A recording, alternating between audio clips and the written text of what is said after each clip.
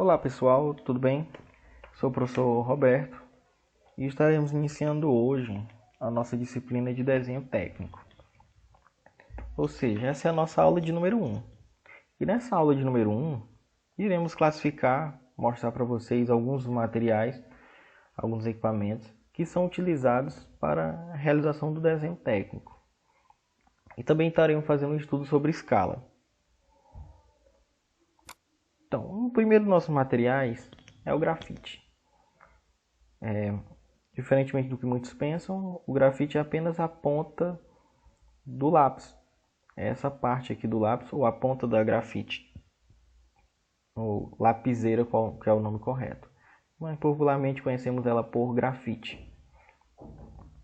Então, no desenho à mão livre, deve diferenciar as linhas na espessura e tonalidade. Então, no desenho à mão livre, uma espessura ou uma tonalidade, ela pode significar um elemento diferente. Ou seja, ela vai dar uma ênfase para algum elemento no desenho.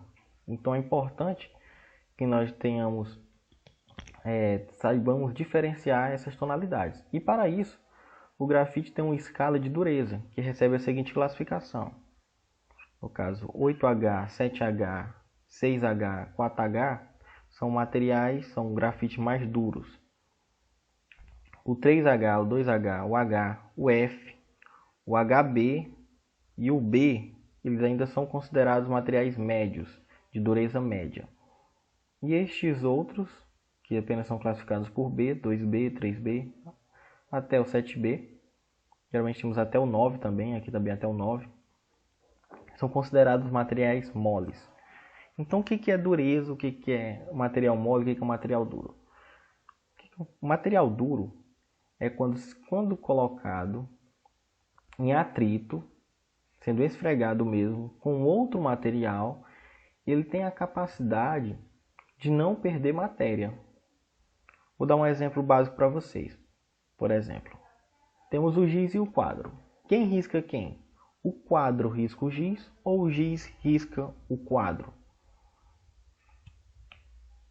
Então, não é o giz que risca o quadro, mas é o quadro que risca o giz. Parece uma coisa contraditória, mas não é. Vocês podem perceber que quem perde material não é o quadro, quem perde material é o giz.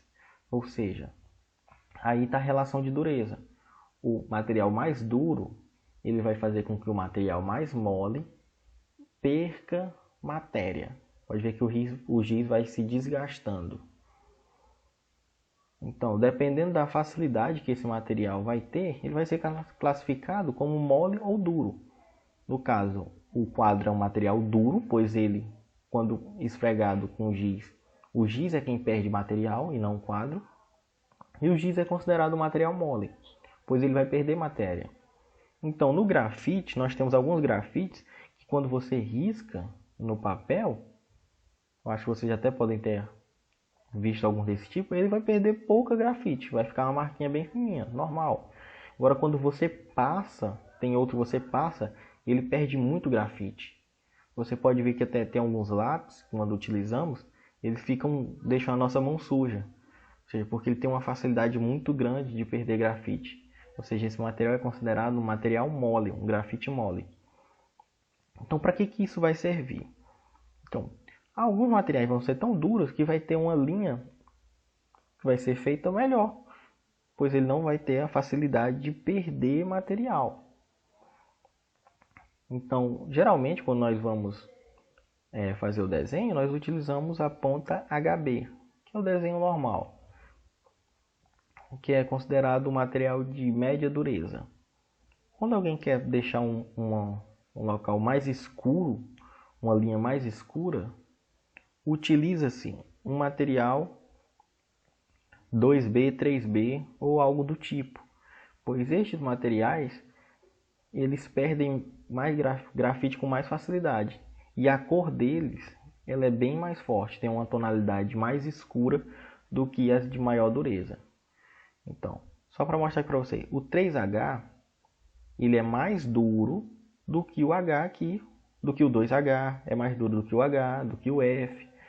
do que o HB e do que o B. Então, quanto mais números tiverem aqui para esse lado, com o número H, mais duro ele será. No caso aqui, o mais duro que temos desses aqui é o 8H. Ou seja, quando ele é riscado, ele perde bem pouquinho a grafite. Já o mais mole dos que temos aqui seria o 7B. Quando ele é riscado, a ponta se desgasta muito fácil no papel ou em qualquer uma outra superfície. Então ele vai deixar muita grafite. E ele vai ter uma tonalidade de cor bem mais escura, pois ele deixou mais grafite no material. Tanto é, se você pegar nesse tipo de ponta, ela vai perder muito grafite e vai ficar até na sua mão. Na verdade, essas aqui todas, até a B, que é considerada média ainda, ela deixa muito grafite na mão quando utilizado. Então, temos que é duas peças para manipulação do grafite, que é o lápis e a lapiseira. De preferência, a lapiseira é bem melhor, principalmente essa desse tipo aqui, pois ela não vai ser preciso você ficar apontando a lapiseira. Ela vai deixar a ponta sempre com a mesma seção, o mesmo diâmetro, vai ser sempre fininha, diferentemente do lápis, onde você vai ter que ficar sempre apontando, pois ao haver o desgaste da ponta, ela vai engrossar a ponta. Então a lapiseira ela tem essa facilidade, pois ela vai permanecer a ponta sempre na mesma espessura. Então, como utilizar um lápis ou uma lapiseira? Tem algumas dicas aqui para vocês. Primeiro, quando você for desenhar, você pode fazer essa espécie de inclinação e fazer o arraste. Você vai arrastar. Pode ver essa seta aqui? Vai ser um arraste. Você vai arrastar a lapiseira.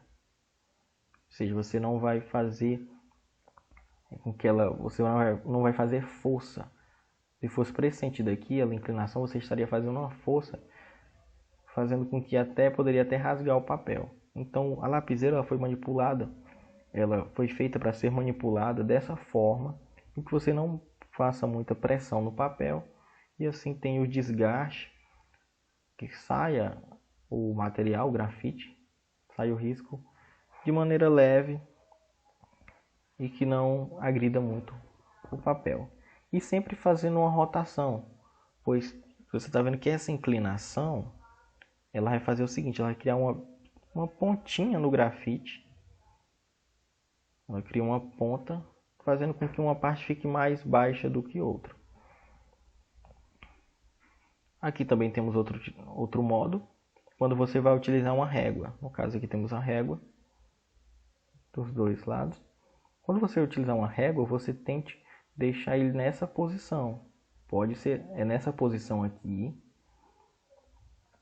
mas quando a régua está desse lado, no caso, deixando ela rente à régua e não ela lateral com a régua dessa forma aqui. Quando eu vou fazer uma videoaula, eu vou mostrar melhor essa posição para vocês verem melhor.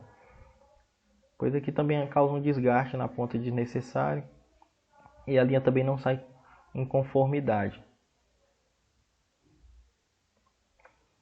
E aqui temos as utilizações dos grafites a partir da sua espessura e relação de dureza.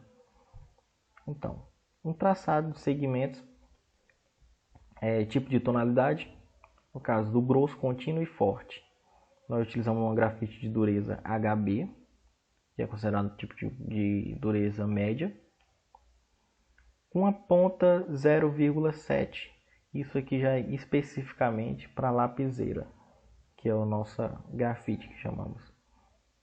O emprego dela é linhas definitivas e contornos. Ou seja, quando ela é assim, ela é um pouco mais difícil de apagar. Quando você apaga, ela vai danificar, ela vai sujar o seu desenho.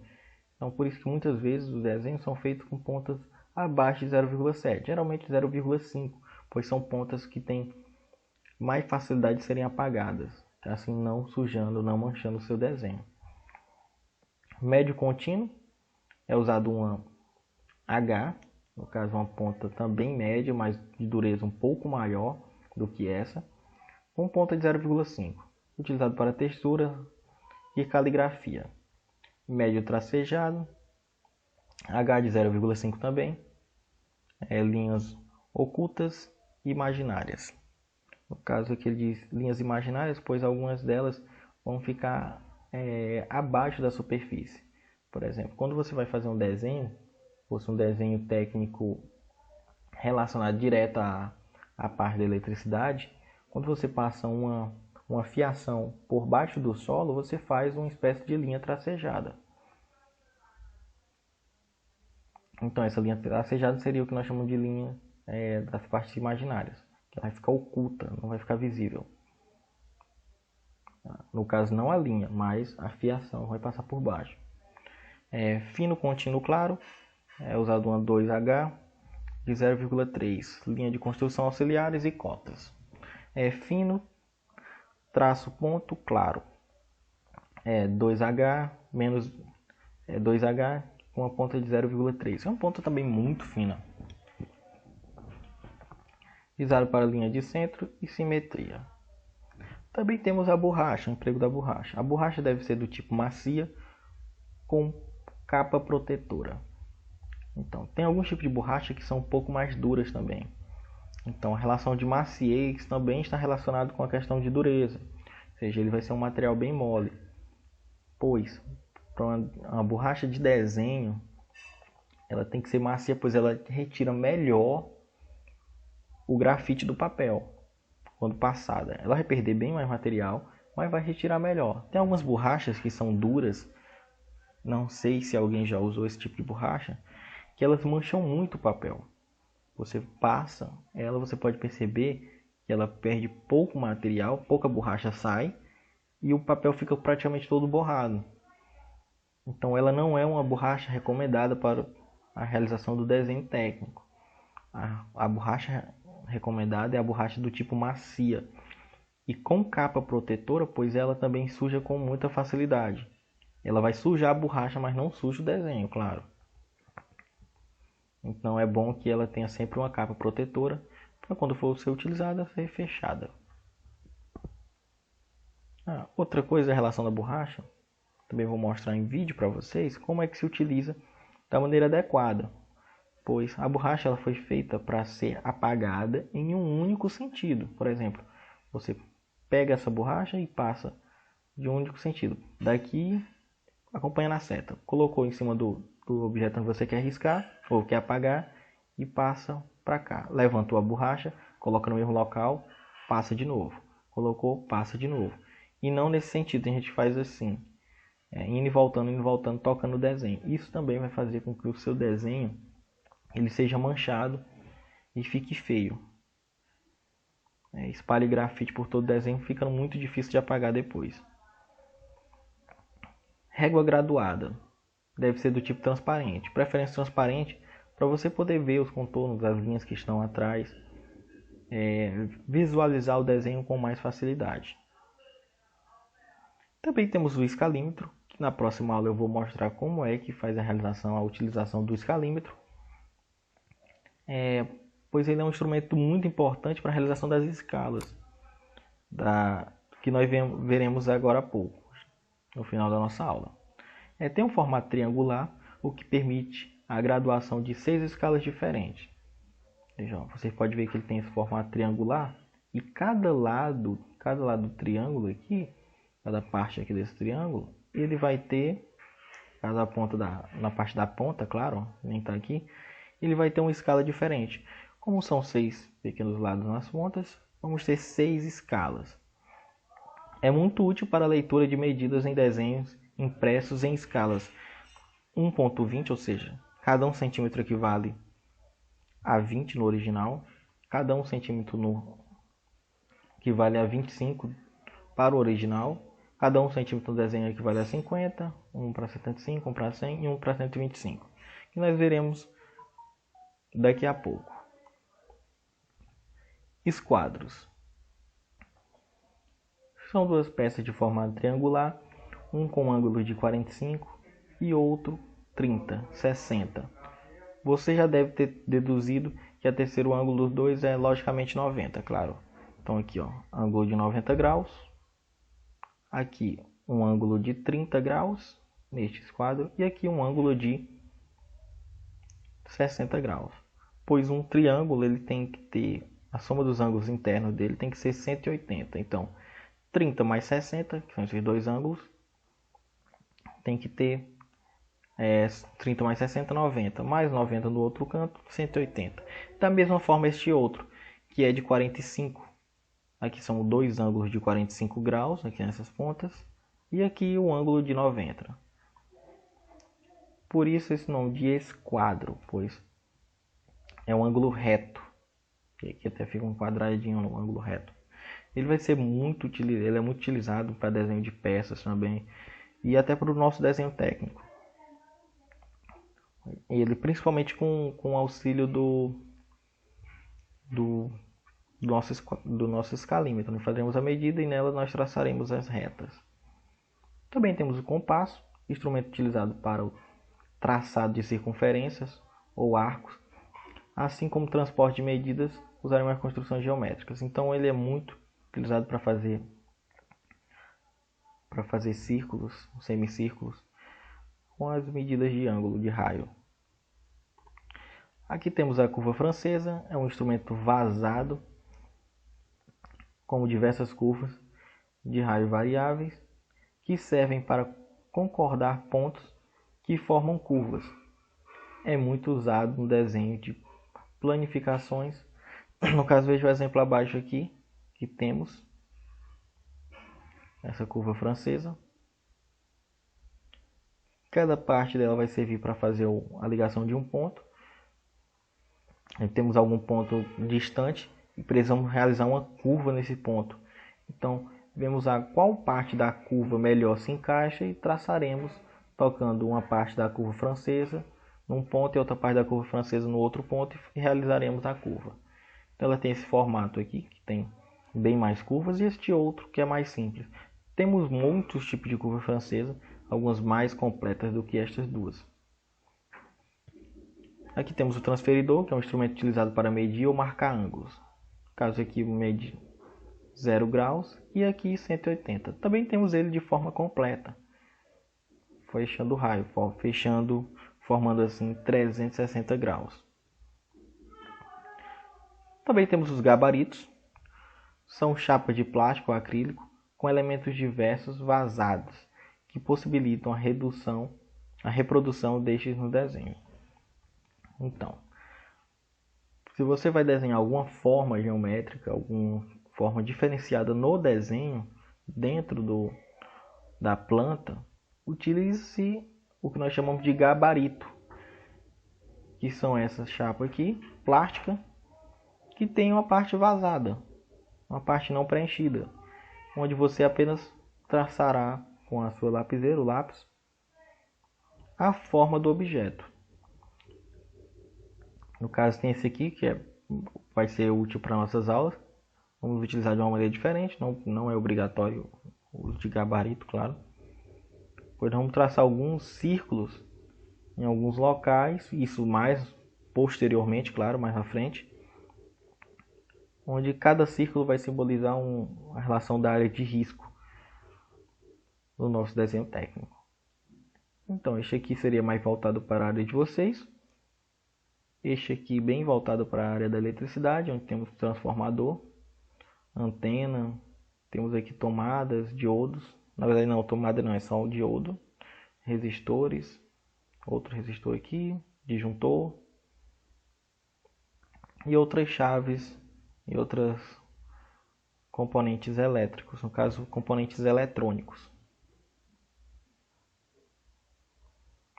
Aqui temos outro gabarito só para mostrar para vocês, gabarito em forma de vaso, esse muito utilizado para a área da construção civil, pois alguns locais precisam mostrar, para mostrar mais detalhadamente para quem for examinar a planta, onde vai ficar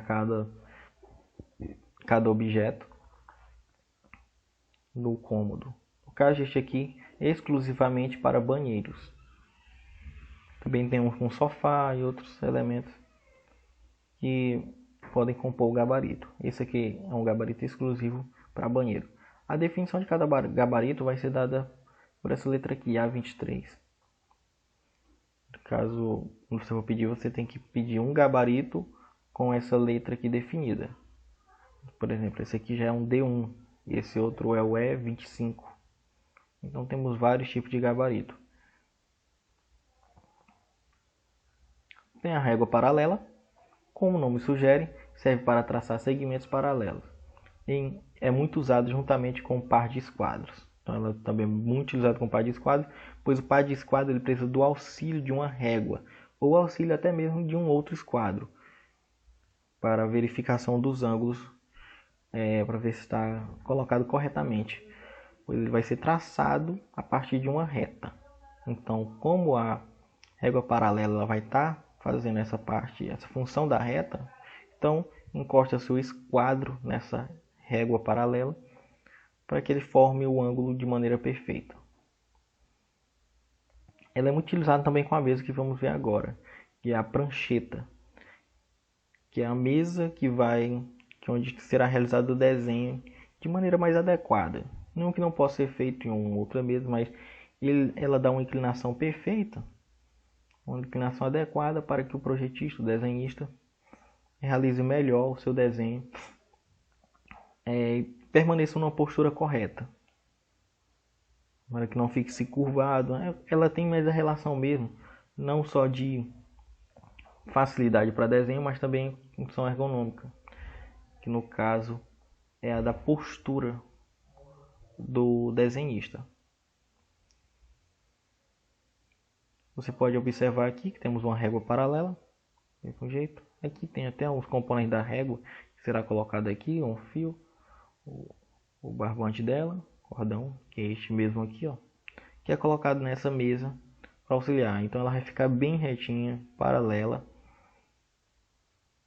Você coloca a sua folha, aqui prende a folha e a régua vai auxiliar muito na hora da montagem do desenho. E por fim temos a escala, que é a relação matemática entre as dimensões do objeto no real e a fonte. Ou seja, um desenho, quando é feito uma planta, ele tem que estar em proporções, em tamanhos que sejam equivalentes ao tamanho do objeto real, da casa, do terreno. Ele tem que estar na proporção real. Vocês podem observar aqui, por exemplo, que este desenho ele é o mesmo deste outro, só que ele foi diminuído ou aumentado, se preferirem. Então, percebam uma coisa, por exemplo, aqui neste caso, podem observar onde eu estou colocando a seta, que são dois quadradinhos para formar a parte onde vai ficar curvada a cabeça da baleia até a boca, não é? Se formos para este outro desenho, observamos que aqui ele já cresceu duas vezes. Onde tinha, no caso, onde é 2, ele cresceu para 4. Então temos uma relação aqui que uma linha ele cresce duas vezes. Pode observar. Onde ele tinha só uma, ele cresceu duas vezes. Observaram? Uma, aqui 2. Então 1, 2, 3, 4. Então ele teve um crescimento 4, ou seja, duas vezes. Vamos observar outro. Aqui também 2. E aqui ele cresceu 4. Cresceu para 4. Então ele cresceu também duas vezes. Ele aumentou, ele dobrou o seu tamanho. Vamos pegar um onde tem apenas um. Aqui, por exemplo. Então tem que crescer duas vezes. Então ele tem que dobrar. Se é um quadradinho, se é um traço, tem que crescer 2. Então aqui temos 2. Observaram? Então ele sempre vai dobrando. Como aqui no olho dele. Aqui também tem um. Apenas um. Então desse lado tem que ter 2. Deste ladinho aqui, ó. Tem que ter um. Então aqui 2. E aqui 2 de novo. E aqui 2 de novo. Formando certinho o quadrado.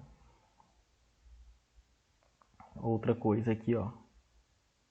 Quando ele faz o corte do quadrado, é só um quadrado que ele utiliza. Só um corte. Aqui ele já corta 2 quadrados. Então, ele dobrou o tamanho do desenho de forma proporcional. Ele fez uma medida de forma proporcional. Pode ver que está todo certinho nas suas medidas. Onde tem um quadrado, agora vai ter 2 quadrados. Ok? Então tem que ser uma forma proporcional. Não adianta botar aqui 2, aqui 1 e aqui 2, aqui em vez de ser 4 foi só 3. Não. Tem que ser feito de uma forma proporcional. Então é dessa forma que é feito as plantas de casa e os mapas também. O mapa mundi, o mapa pode ser do Brasil ou do Maranhão. Sempre você vai ver lá no cantinho que tem uma escala, que é bem parecido com isso aqui do escalímetro que eu mostrei. Deixa eu voltar um pouquinho. Aqui, ó, 1/20, onde 1 centímetro do desenho vai representar 20 do original.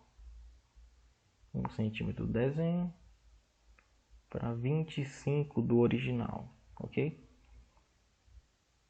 Então, para isso nós podemos realizar um cálculo.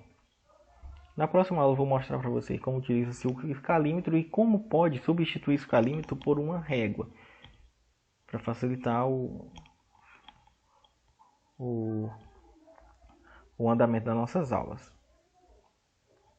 Então, por exemplo, temos aqui, por exemplo, essa parte aqui, vocês estão vendo? Onde está com a seta. Essa medida aqui de dentro, dessa parede aqui, toca na parede até aqui, ela tem 3 metros. Podem observar aqui na cozinha. Estou passando o mouse. Tem 3 metros, ok? Uma medida de 3 metros. Então, na escala original ela tem 3 metros. Se eu for colocar no meu desenho, como vai ficar? No caso, eu vou utilizar uma escala de 1/50, onde cada 1 centímetro equivale a 50 centímetros no original, ou seja, cada 1 centímetro no desenho equivale a 50 no original, ok? Então, primeiro, para fazer isso, eu tenho que transformar a unidade que aqui está em metros em centímetros. Então, vou transformar 3 metros, que é igual a 300 centímetros. Para fazer essa transformação, eu posso multiplicar por 1000. Então, aqui o que eu fiz? Botei lá o direto, mas é a mesma coisa de eu pegar 3, ou por 1000 não, desculpa, por 100. É a mesma coisa de eu multiplicar 3 vezes 100. Então, 3 vezes 100 é igual a 300 centímetros, ok? Então, fazemos da seguinte forma. Se x está para 300, ou seja, eu quero saber agora essa medida aqui no desenho, que eu não sei quanto é. Eu sei que no original é 300 centímetros. E eu vou utilizar uma escala de 1/50, ou seja, cada 1 centímetro no meu desenho vai equivaler a 50 no original. Então, eu quero saber agora, se eu for usando essa escala de 1/50, como vai ficar o tamanho no meu desenho. Então, farei a seguinte forma. Farei o que nós chamamos de regra de 3 simples, que é o quê? É x, colocamos os valores aqui, agora em fração, e colocamos um igual. X, que é esse x aqui, dividido por 1, que é o do 1/50. Ele é quem? Ele é igual a 300, que é o tamanho da cozinha, dessa parede, claro, que nós transformamos aqui. Mesmo valor aqui. Por 50, que é quem? Que é da escala de 1/50. Ok? Então, realizando a divisão, é igual a x é igual a x, fica x sobre 1 igual a 6. X sobre 1 igual a 6, ok? Então, pois 300 dividido por 50 é igual a 6. Então, fica x sobre 1 igual a 6. Esse valor aqui ele está dividindo, então eu posso passar ele multiplicando. Então, 6 vezes 1 é igual a 6, então permaneceu do mesmo jeito. Então, x é igual a 6 centímetros. Ou seja, se eu for colocar no meu desenho, em vez de eu desenhar, de eu reproduzir de um tamanho original, 300 centímetros. Não, eu vou diminuir isso, colocar lá no meu desenho que a escala é 1:50 e colocar essa distância aqui com a minha régua, utilização do meu esquadro e o escalímetro, 6 centímetros. Então essa distância aqui no nosso desenho, se eu fosse desenhar ele na mão, aqui eu desenharia em 6 centímetros. Traçaria uma reta de 6 centímetros, ok? Vamos fazer uma outra utilização da nossa escala. Agora vamos fazer essa parede aqui. Vamos transformar essa parede toda em uma escala de 1 para 50, ok? Então, vamos começar da parte de cima. Vamos eliminar esse aqui, nós não vamos contar esse aqui no pedaço, nem esse aqui. Então vamos lá.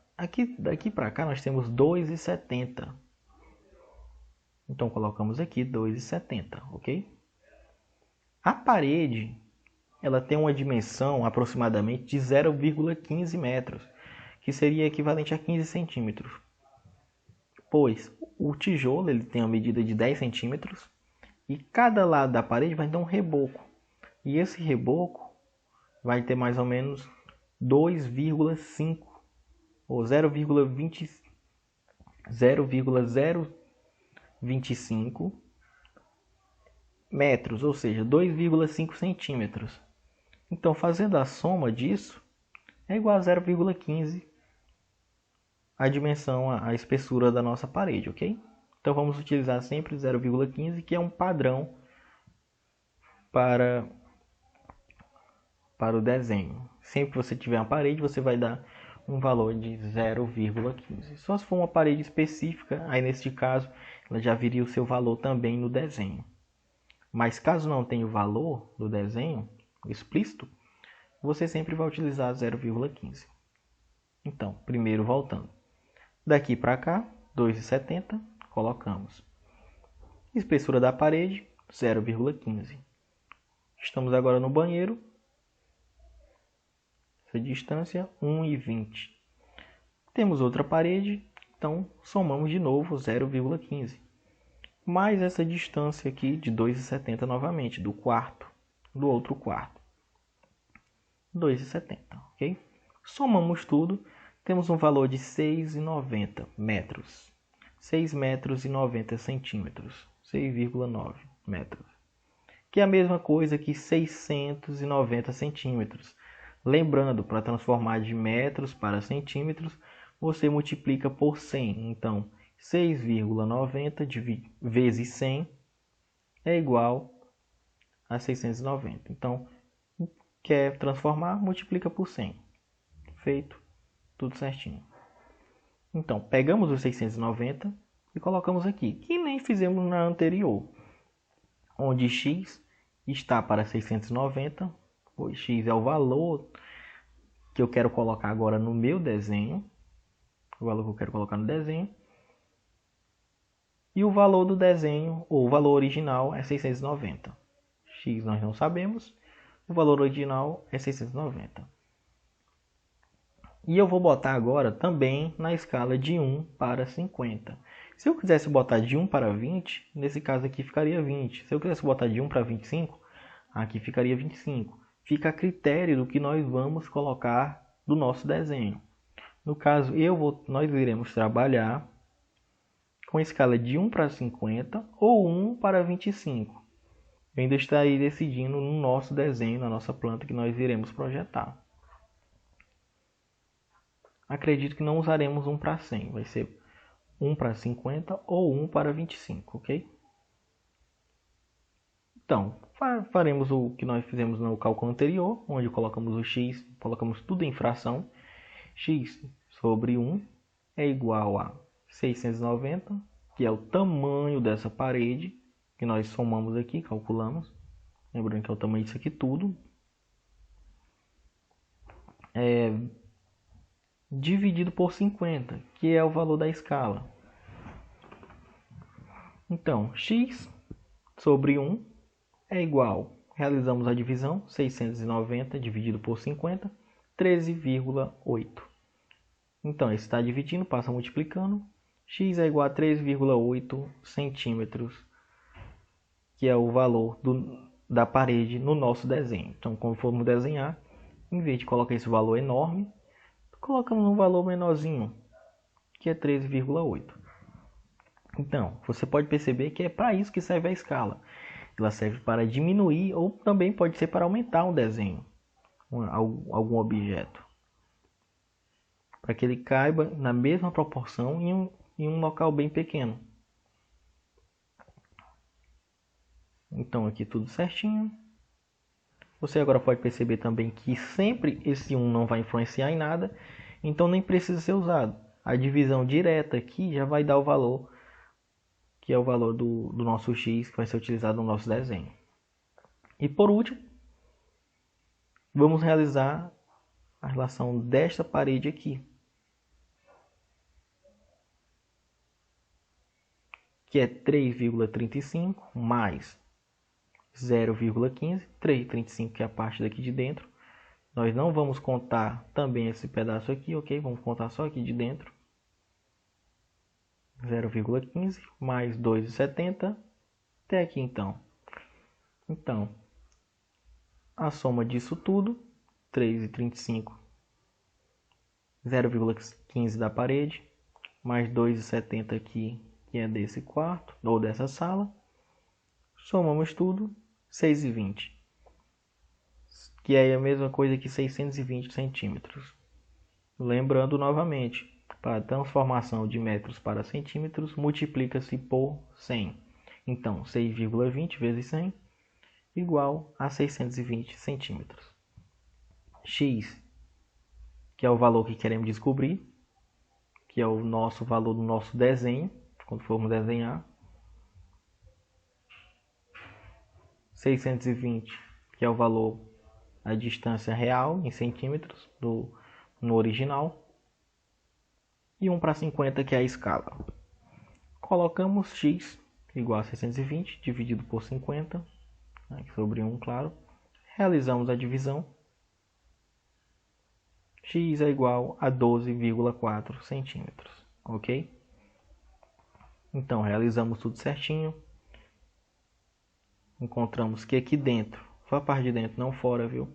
Porque estão contando daqui até essa parte aqui.